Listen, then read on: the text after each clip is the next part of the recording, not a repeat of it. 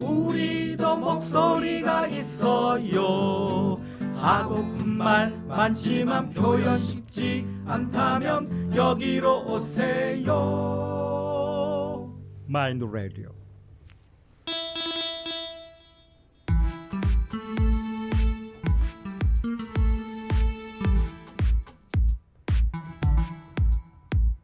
미디어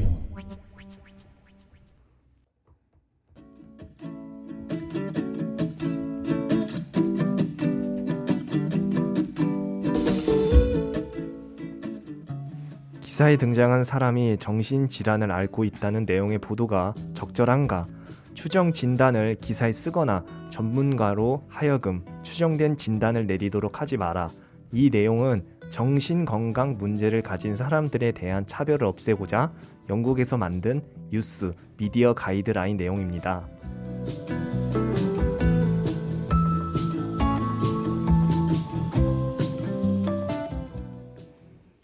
네, 안녕하세요. 미디어몬 네 번째 시간입니다. 저는 마인드 라디오의 달팽이고요. 안녕하세요. 저는 마인드 라디오 활동가 조이라고 합니다. 네, 저는 조이와 함께 마인드 라디오에서 활동하고 있는 바람입니다. 네. 반갑습니다. 네, 반갑습니다. 지난 2주간 마인드 포스트에서 매체를 모니터링하고 대응했던 기사들을 저희가 좀 알아봤었는데요. 정신장애를 대하는 정치인들의 망언들과 그리고 매체에 비친 정신장애인들에 대해서 좀 이야기를 나눴습니다. 오늘 오프닝에서는 조이가 좀 읽어줬는데요. 그 내용이 영국에서 만든 정신장애 언론 가이드라인이라고 합니다.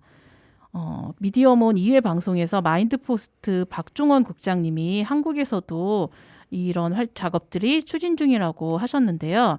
한국형 가이드라인이 나오면 언론이 조금 바뀔 것 같습니다. 네, 저도 모니터링단 활동을 하다 보니 명확한 가이드라인이 필요한 것 같습니다. 네네, 빨리 좀 이게 만들어졌으면 좋겠다는 생각이 들었고요. 저희가 이제 4회 방송이째잖아요. 그러니까 한 달째 지금 방송을 하고 있는데, 네. 사실 미디어몬 방송을 하면서 많이 좀 버거웠던 부분들이 있었던 것 같아요. 정치인들의 망언과 이제 정신장애인들에 대한 편견을 조장하는 기사들이나 이런 언론들을 보면서 막 냉정한 비판보다는 먼저 감정이 막 이렇게 막 쏟고 와서 저희가 조금 더 힘들었던 부분들도 있었고, 처음 이제 이런 언론 감시 활동을 하다 보니까 이게 맞나, 우리가 지금 하는 게 맞나 하는 좀 의문이 많이 들었던 것 같아요. 바람과 조이는 언론 모니터링과 미디어몬 방송 활동을 하면서 어떤 조금 생각이 드셨어요? 네, 저는 여러 가지 복잡한 생각이 있었습니다. 처음에는 잘할 수 있겠다라는 막연한 자신감이 있었는데 그게 아니더라고요.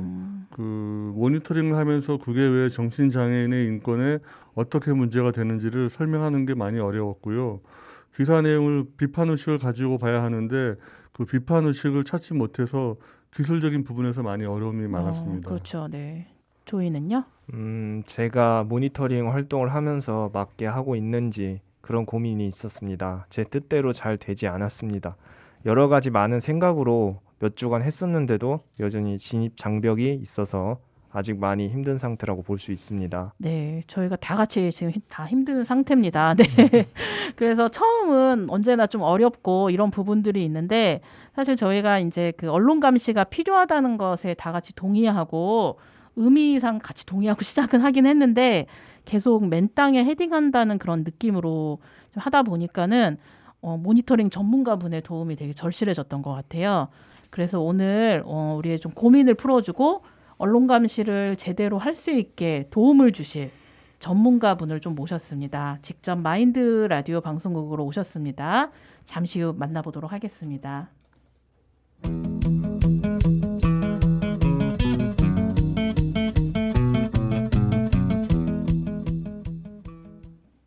네, 뭉클 미디어 인권연구소 김원경 소장님 나오셨습니다. 안녕하세요. 안녕하세요. 안녕하세요. 네, 안녕하세요. 오늘 시간 내주셔서 너무 귀한 시간 내주셔서 고맙습니다. 소장님 소개 먼저 좀 부탁드릴게요. 예, 저는 민주언론시민연합에서 사무처장으로 일하고 공동대표가 된 지 3달 만에 몸이 너무 아프고 정신적으로도 너무 지쳐 있어서요.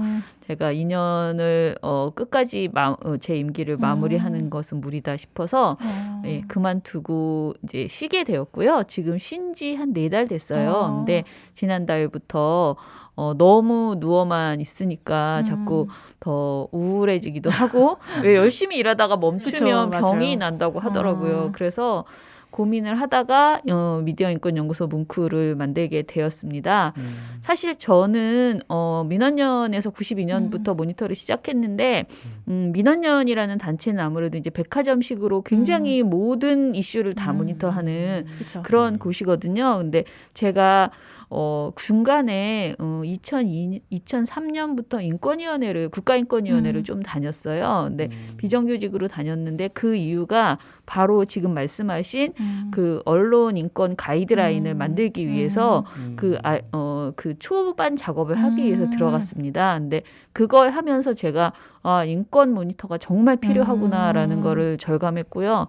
그리고 우리의 현실이 너무 척박하다는 걸 알게 됐어요. 그러니까 시민단체가 그 당시에는 모니터를 꽤 많이 했거든요. 그쵸, 근데 네. 인권 모니터를 하는 곳은 없었고요. 그리고 교수님들이 인권 전문가도 있고 언론 전문가도 있지만 언론 인권 전문가가 없었어요. 그래서 가이드라인을 만들고 싶은데 도대체 누구한테 이걸 의뢰를 해야 될지. 왜냐면 국가기관은 용역을 주잖아요. 네네. 근데 용역 줄 사람이 없는 거예요. 그 정도로 우리가 척박하다는 걸 그 2000년대 초에 저희가 알게 되었고 그래서 그런 작업을 저희가 민원연에서도 좀 더 많이 하려고 노력했고요. 그래서 미디어 인권연구소를 만든 이유는 오로지 인권 관련된 그 미디어 문제만 좀 앞으로는 집중해서 일하고 싶어서 만들었습니다. 네. 네, 소장님, 저는 미디어 인권이라는 말을 이번에 처음 들어봤는데요. 네. 미디어 인권 연구소에서 어떤 일을 하시는지 궁금합니다. 그러니까 아직 일은 안 했고요. 일을 하려고 준비만 하고 있는 상태예요. 죄송하네.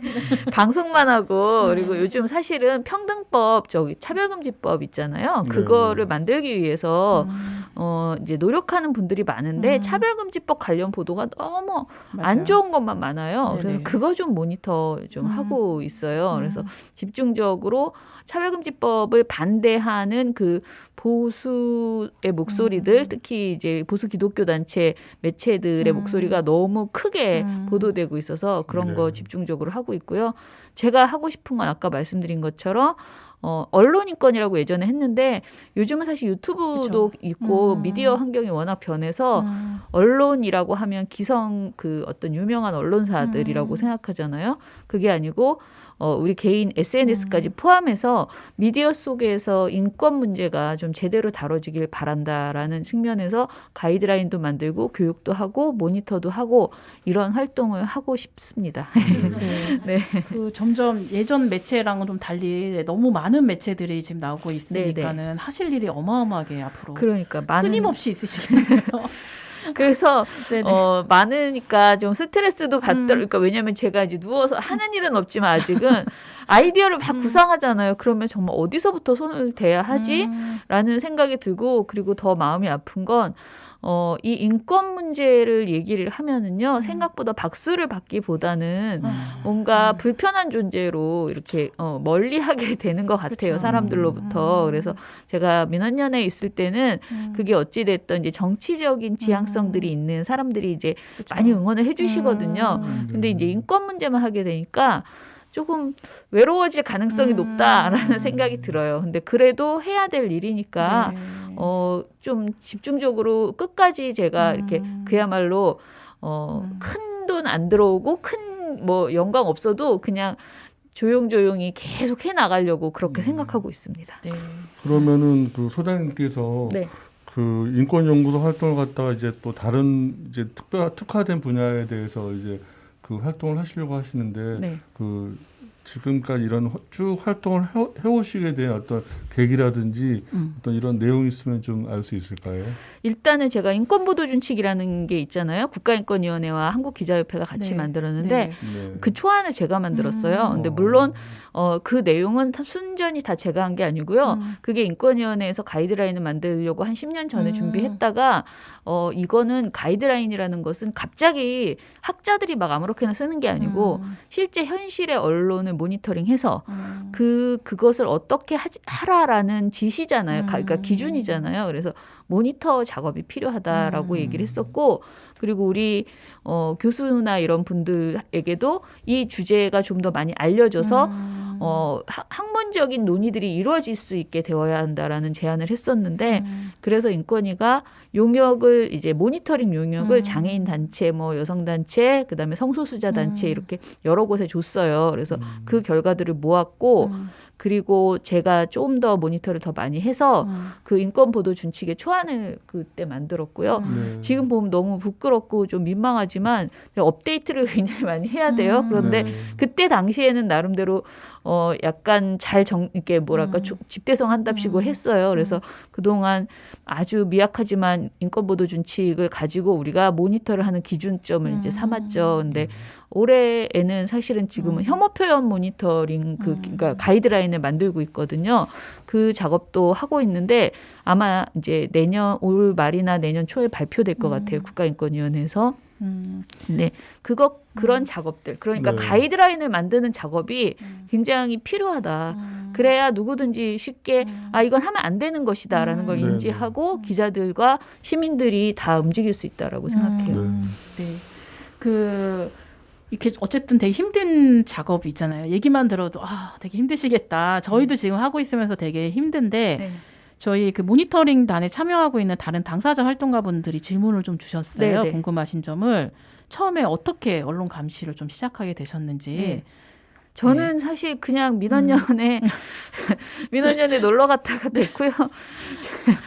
그 언론학교라는 네네. 민원연에서 하는 그 교양 강좌를 듣고 언론 문제가 정말 심각하구나. 네네. 그리고 내가 그동안 생각했던 많은 그 고정관념들이 언론으로 인해 생겼구나라고 이제 깨우침을 받고 모니터를 시작을 했고 근데 제가 신문방송학을 전공한 것도 아니고 정말 평범한 그냥 사람이거든요. 그래서 처음에는 못할 거라고 생각했는데 이렇게 뭐라 그러죠? 제가 회사가 너무 재미가 없었어요. 그래서 그 회사에서 받은 스트레스를 다 모니터를 하면서 좀 풀었던 것 같아요. 그래서 어찌다 보니 팔자에 없는 그런 것을 시작을 하고 지금 제가 벌써 보니까 92년부터 시작했으니까 굉장히 오래됐잖아요. 거의 30년. 30년. 네. 네, 그러니까 그 중에 뭐 한 10년은 그래도 열심히 하는 시간이었으니까 어영부영 반 전문가 됐죠. 네, 그렇습니다. 저희는 이제 이번에 이제 좀 시작하게 됐는데요. 그래서 서울시에서 이제 지원을 해서 정신장애 권익보호의 일환으로 저희가 시작한 지 한 달 정도 됐고요. 지난 10월부터 올해 말까지 3개월 동안 미디어 모니터링을 활동을 네네. 하고 있긴 있어요. 근데 아까도 이제 잠깐 얘기했듯이 언론 감시가 필요한 거는 알겠지만은 네. 사실 너무 준비 없이 시작한 부분들이 있어서 조금 막연하지만은 언론 모니터링이 과연 무엇일까요? 네. 글쎄요, 그 언론의 현실, 그러니까 언론을 만드는 사람들, 기자들은 그냥 어떤 문제라고 생각해서 그것을 마구 쓰잖아요. 뭐 어떤 사건이 벌어지면 이 사람은 뭐 정신장애인, 이 사람은 뭐 성소수자 이런 식으로 그게 문제라고 생각해서 쓰는데 그렇게 알게 된 모든 것을 확인하지도 않은 상태에서 또는 그것이 확인됐다 사실이라 하더라도 그 내용을 그대로 발표하는 게 사회에 어떤 영향을 줄지 이런 것들 전혀 모르는 상태에서 마구 쓰는 경우가 이제 대부분이거든요. 네. 근데 그런 점들을 우리가 찾아내서 사실은 뭐 비난하려고 하는 건 아니잖아요. 변화를 일으키자라고 계속 호소하는 일을 저는 모니터라고 생각을 하고요. 그런데 단지 너가 잘못했어라고만 말하면은 누구나 저는 방어적으로 된다고 생각하거든요. 그래서 주로 통계를 많이 이용하려고 하고 그래서 어디서부터 언제부터 언제까지의 어떤 매체를 전체를 보니 이러이러한 경향성이 있다라는 식으로 개별 기사 하나하나를 지적하기보다는 통계를 통해서 언론사의 전반적 문제점을 지적하려고 하는 그런 노력을 하는 게 모니터라고 생각합니다. 그 저도 모니터링단과 방송활동 두 가지를 동시에 하고 있는데요. 네. 지금 한 6주차 정도 들어가고 있는데 근데 이제 하면서도 이렇게 하는 게 맞는지 좀 혼란스러운 부분들이 많거든요. 네. 그래서 이제 그 조이와 함께 제가 모니터링 활동 보고서를 갖다가 보내드리고 있는데 그거에 대한 피드백이 좀 구체적이지 않아가지고 네. 힘들어하고 있는데 혹시 저희가 보낸 모니터링 네, 그 네. 기사 보셨으면 예. 그 내용이 어떤지 거기에 대해서 좀 의견을 좀 주시면 좋겠습니다. 제가 이걸 출력을 안 해와서 하나하나 이렇게 딱 뭐뭐라고 말씀드리긴 좀 어려운데 그 받은 것 중에서 네네. 한 10건 정도 주셨는데 네네. 한 두세 건은 아예 상관없는 그러니까 정신장애와 상관없는 내용이어서 그러나 이것도 생각해 볼 만하다라는 정도였어요. 그리고 네. 칭찬할 만한 내용들도 꽤 이제 있었어요. 아, 그러니까 정말요? 아니 보고서가 칭찬이 아니고 죄송한데요. 네네네. 보고서 내용을 칭찬하는 게 아니고 기사를 어. 기사를 비판하는 게 아니고 그 기사를 약간 찾아낸 거. 칭찬하는 기사. 그러니까 어. 좋은 보도다라고 음. 얘기하는 그 내용도 있었어요. 아. 그래서 저는 그건 굉장히 잘하는 거라고 생각하거든요. 우리가 모니터를 할 때 나쁜 보도를 찾아내는 것보다 좋은 보도를 찾아내서 알리고 공유하는 게 훨씬 더 사회적으로 변화를 일으킬 수 있어요. 그래서 왜냐하면 좋은 기사 또 많지도 않잖아요. 네. 찾았을 때는 그거를 오히려 적극적으로 알려나가고 이제 뭐 나중에 여기서 모니터해서 상도 한번 줘보시고 이렇게 하면 좋겠다라는 생각이고요. 그 주신 보고서를 봤을 때 어떤 느낌이었냐면은 뭔가를 지적하긴 해야 되는데 어디서부터 어디까지 봐야 될지도 잘 모르시는 것 같고 그리고 그러니까 아무거나 하나 이렇게 걸린 것에 대해서 쓰고 있다라는 인상을 저는 받았거든요. 근데 정말 아무거나 아니겠죠. 많이 읽어보신 중에 이게 그나마 정신장애 관련된 아이템이다 생각해서 쓰신 것 같은데 문제는 왜 썼는지를 모르겠는 내용이 있어요. 그러니까 이 기사를 읽고 내가 무엇에 화가 났는지 무엇이 속상한지를 정확하게 적어주시지를 못하시는 거예요. 근데 그것을 꼭 학문적으로 쓰실 필요 없거든요. 그리고 아까 내가 이렇게 지적하는 어떤 배경, 그러니까 내가 좀 더 막 논리적으로 비판하고 싶은데 그게 잘 안 된다 하셨잖아요. 그런 거 필요 없어요. 저는 당사자 모니터에서 제일 중요한 거는 나의 감정이라고 생각하거든요. 내가 이 기사를 읽었을 때 어떤 느낌이 들었고 어떤 모멸감이 왔는지 이거를 설득력 있게 잘 정리해 주시면 그게 최고 그거는 교수들은 못하는 일이거든요. 그래서 그거를 이렇게 기사를 읽다가 내가 이 기사를 읽고 불편했다. 뭔가 이렇게 탁 걸리는 내 마음에 짐이 있었다. 그거를 그냥 마치 일기 쓰듯이 편안하게 써주시면 돼요. 그런데 그리고 칭찬하는 것도 마찬가지예요. 내가 이 기사 읽고 마음이 놓였다. 너무 이 기사 때문에 고마웠다. 이런 내용들을 그냥 적어주시면 된다라고 생각하고요. 근데 기본적으로 우리 모니터 이번에 주신 걸 보면서 모니터 기획이 필요하다. 저는 제가 여태까지 해온 일이 사실 이제 사무처장 오래 했다 보니까 모니터 기획만 하는 거예요. 제가 다 모니터하지 않거든요. 모니터는 다 인턴분들이나 활동가들이 이제 기본적으로 하시고 저는 그걸 발제받고 또는 기획만 이제 거의 주로 하고 보고서를 검토해서 발표하는 일만 주로 해왔잖아요. 근데 그 작업이 지금 좀 있어야 되겠다. 예, 그러니까 모니터를 어떻게 하자라는 그 작업이 부족하고 실제로 두 분, 그러니까 모니터 하신 분들이 주신 글은 충분히 당사자 모니터로서 가치가 있는 말씀을 하고 계신다라고 생각했어요. 근데 이제 소장님 말씀하신 그 설득력과 정리를 이렇게 하다 보면 이게 과연 내가 그 비판 의식을 가지고 있는 모니터링인지 아닌지 이제 좀 그게 잘 구분이 안 될 때가 있거든요.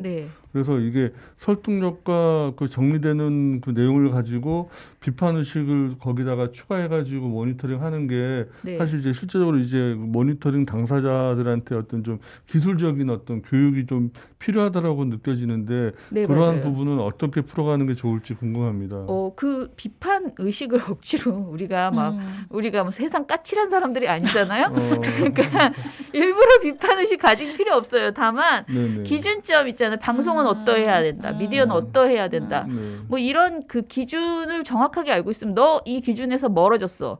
너 이거는 잘못된 거야. 이렇게 자연스럽게 그냥 말하면 되잖아요. 그래서 사실은 방송심의 규정이나 또는 신문윤리 강령 뭐 이런 기본적인 모니터를 하려면 알아야지 되는 미디어는 저널리즘이란 이런 것이다라는 그 기준점들이 있어요. 그거를 교육을 받으셔야 돼요. 그걸 교육받고 그다음에 아까 제가 말씀드린 인권보도 준칙이나 또는 이제 지금 업데이트하려고 하는 그런 가이드라인들 있잖아요. 그런 네. 거를 외국의 가이드라인 우리나라 아직 없으니까 정신장애 관련된 외국의 가이드라인이라도 다 입수해서 한번 쫙 읽어보면은 아 우리는 그동안 너무 당연하게 생각했던 어떤 언론의 문제, 그 언론의 행태가 외국의 가이드라인으로 보면 이게 몰상식한 것이었구나. 이거 하지 말았어야 되는데 우리는 너무 당연하게 했구나. 이런 관점이 이제 생기잖아요. 네네. 그 관점을 갖는 교육을 해야 돼요. 그래서 저는 예를 들어 제가 이제 모니터원들을 지금은 그런 게 좀 많이 정리됐는데 한 10년 전에는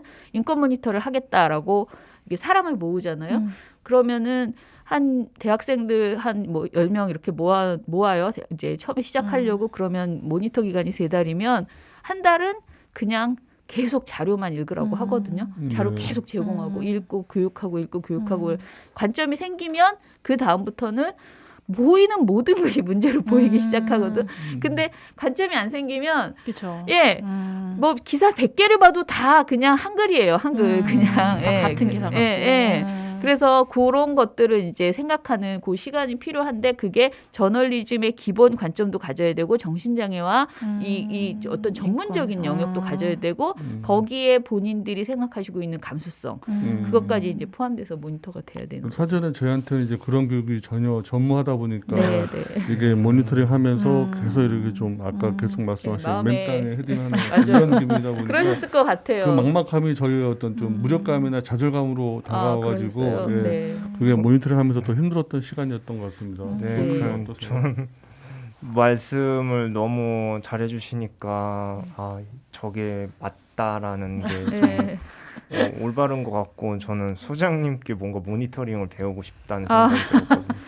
아유 근데 제가 정말 부끄러운 게 저랑 같이 해도요 똑같이 힘들어해요. 그러니까 저희 모니터 같이 했던 활동가들이나 그런 친구들도 교육이 없다라고 저한테 맨날 말하거든요. 근데 그러니까 기본적인 공부 이 가이드라인에 대한 내용들이나 이런 거는 저는 뭐라고 말하냐면 거의 우리가 하면 화투를 치면 짝을 맞추는 거 배워야 네. 되잖아. 아, 그거 알아? 화투 칠 줄 알잖아. 그렇죠. 네. 네. 근데 짝만 맞춰도 되는 짝을 건데. 맞출 줄 알아야 되는데 그거를 머릿속에 짝을 그때 책을 보면서 하지 않잖아요. 그것처럼 그 어떤 가이드라인 개념을 머리에 완전히 딱 익혀야 돼요.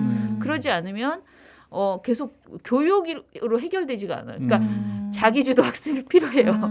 근데 마치 강의를 한번 들으면 그냥 딱 해결될 것처럼 생각하시는 그쵸. 분들이 많은데 그게 아니고 많이 읽어보시고 그 다음에 실제로 거기서 지적을 하는 사례들을 많이 그 케이스를 많이 보면 그때부터 진짜 말씀드린 것처럼 보이는 모든 게 다 저거 이런 유형이구나 이게 이제 보이기 시작하거든요. 그래서 교육으로 다 되지는 않는다. 결국은 자기 자신이 많이 읽어보고 그러니까 나쁜 보도를 많이 보셔야지 이제 알게 되는 거죠. 제 노력도 필요하지만 또 많은 시간이 걸리는 네, 거군요. 맞아요. 네. 그렇구나. 그리고 가장 힘든 건 제 중간에 왜 그만뒀겠습니까? 이 모니터가 진짜 정신적으로 너무나 큰 스트레스를 주는 일이에요. 그리고 누군가를 비판한다는 게 나는 순수한 마음 그리고 정말 공익적으로 선의를 가지고 하는 거지만 계속 누군가를 비판하잖아요. 그렇죠. 그러면 그 나쁜 에너지 있잖아요. 내가 화가 막 나고 이런 것들을 계속 소화하고 그거를 이제 누르면서 잘 설득력 있게 쓰는 게 쉬운 일은 아니에요. 그러니까 제 말씀드리는 건 원래 엄청 어려운 일이다. 그래서 그 어려운 일을 우리가 하고 있는 것이니까 그러니까 나에 대해서 나를 뭐라 그럴까요? 내가 굉장히 어려운 일을 하고 있기 때문에 실망하거나 좌절할 필요가 없다라는 거예요. 예, 스스로 멘탈을 강화하는 그런 훈련이라든지 작업 아니면 서로가 이제 그런 거를 이렇게 복돋아주는 시간을 맞아요. 좀 갖는 게 예. 중요할 것 같아요. 네네. 그러니까 맨땅에 헤딩을 하다 보니까는 물론 어려운 점고 힘든 점도 있지만은 문제점들이 더 잘 보이는 것 같아요. 아, 네. 이거를 이렇게 조금 교육이 필요하구나. 네. 전문가 분이 좀 필요하구나. 이런 것들도 저희가 스스로 찾아서 하다 보니까는 또 네. 어떻게 보면은 뭐 지금이 되게 좋은 기회일 수도 네. 있을 것 같다는 생각이 듭니다. 제가 하나 사례를 말씀드리면 음. 제가 이제 굉장히 다양한 경우의 사람들하고 음. 교육을 했었는데요. 예를 들어 노인들하고 노인인권 모니터를 음. 하면 이제 할아버지분들한테 이게 쫙 노인인권은 이런 거고 언론 어쩌고 막 이렇게 강의를 한 다음에 쓰시라고 그분들한테도 이렇게 마찬가지로 뭐 한 반년 정도 모니터를 한번 해서 책으로 이렇게 낸 적도 있었어요. 근데 그 어르신들도 굉장히 자기 하고 싶은 말만 막 주저주저 그 보도는 얘기 안 하고 자기 얘기 막 에세이로 막 쓰셔 그러면 제가 막 다 이렇게 쳐내고 그 누구나 다 힘들어해요. 네. 중국 동포들하고도 모니터를 해봤는데 그분들은 이제 우리나라의 중국 그 동포 관련된 뭐 조선족 운운하면서 하는 얼마나 나쁜 보도나 맞아요. 영화가 많아요. 네. 그것을 이제 모니터를 같이 하면서 그 당사자 근데 이게 당사자가 주는 울림은 엄청나게 크거든요. 저는 민원연이 아무리 모니터를 잘해도 당사자가 조금 부족해도 우리가 지금 니네들 때문에 얼마나 어떤 힘듦이 있다는 거를 잘 정리해서 전달하는 게 1000배는 낫다라고 생각해요. 저희는 그거를 그래서 교육하고 도와드리는 일만 하면 된다라고 생각합니다. 예. 네, 좋은 에너지를 받고 열심히 잘 할 수 있을 것 같습니다. 네, 네. 네, 좋은 에너지 받으면서 1부 마무리하겠습니다. 1부에서는 언론 모니터링이 무엇인지 이야기를 나눴습니다. 잠시 후 2부에서는 당사자 모니터링 활동에 대해서 좀 더 깊이 있는 이야기를 나눠보도록 하겠습니다. 고맙습니다.